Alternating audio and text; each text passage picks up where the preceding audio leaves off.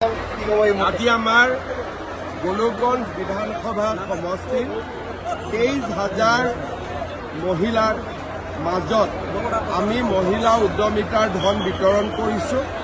অসমত প্ৰায় 35 লাখ মহিলাই প্ৰথম কিস্তিত 10,000কৈ পাব, দ্বিতীয় কিস্তিত 25,000 পাব, তৃতীয় কিস্তিত 50,000 টকালৈকে তেওঁলোকে পাব পাৰিব। গৌৰৱ গগৈ কৈছে ৰাইজক মজা দিয়া পৰক, এইবাৰ ৰাইজে মজা দিব। এতিয়া ৰাইজক আমি কি দিছো কি দিয়া নাই ৰাইজে নিজে দেখি আছে নহয়।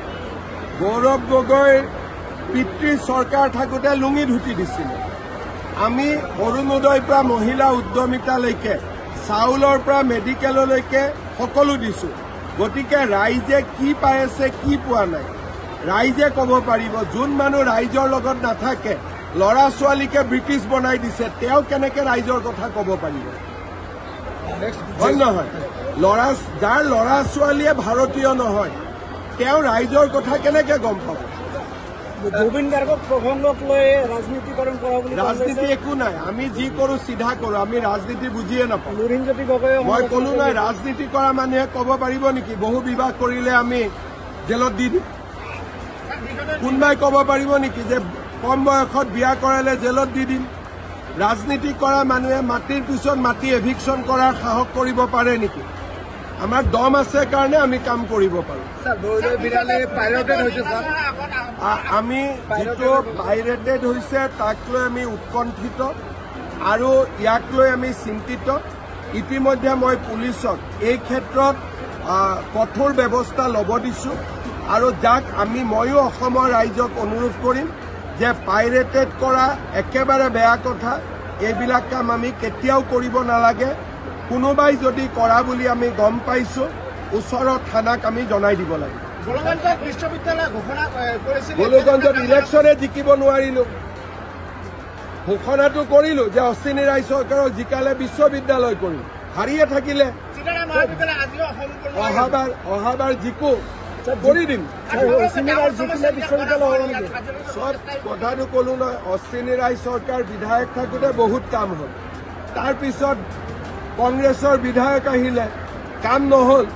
এতিয়া ৰাইজে আকৌ বিজেপিক ভোট দিব, আমি আকৌ কাম কৰিম। বিশ্ববিদ্যালয় হ'ব। কংগ্ৰেছৰ MLA মিটিঙতে নাহে, কাম ক'ৰ পৰা হ'ব? অশ্বিনী ৰায় চৰকাৰ আহিলে আপুনি আজি কৈ আছে এইটো কৰিব লাগে এইটো কৰিব লাগে, ক'ব কোনে লাগে? MLA ক'ব লাগে। MLA দায়িত্বতে নাই। মই CM ইয়াত আহিছোঁ, MLA মেমৰেণ্ডাম এখনে দিয়া নাই। গতিকে সাংবাদিকে সুধিবলগীয়া হৈছে, MLAৰ কোনো কাম নাই।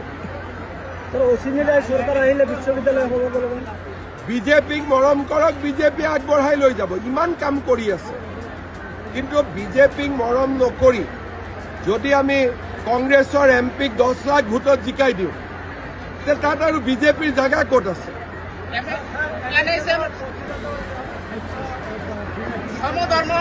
সকলোৱে প্ৰতিবাদ সকলোৱে কৰিব পাৰে আৰু কৰিব লাগে, মোৰ কোনো আপত্তি নাই। আইন হাতত ল'ব নালাগে, প্ৰতিবাদ কৰি থাকে। সম দৰমহাটো কেনেকে হ'ব পাৰিব? যেতিয়া সৰ্বশিক্ষাৰো মানুহক আমি ৰেগুলাৰাইজ কৰিছোঁ, তেওঁলোকে নতুন এমপ্লয়ী দৰমহা লৈ পেলাই আৰম্ভ কৰিছে। কোনোবাই 50,000 পাইছিলে, তেওঁ নতুন এমপ্লয়ী হিচাপে 30,000ৰ পৰা আৰম্ভ কৰিছে।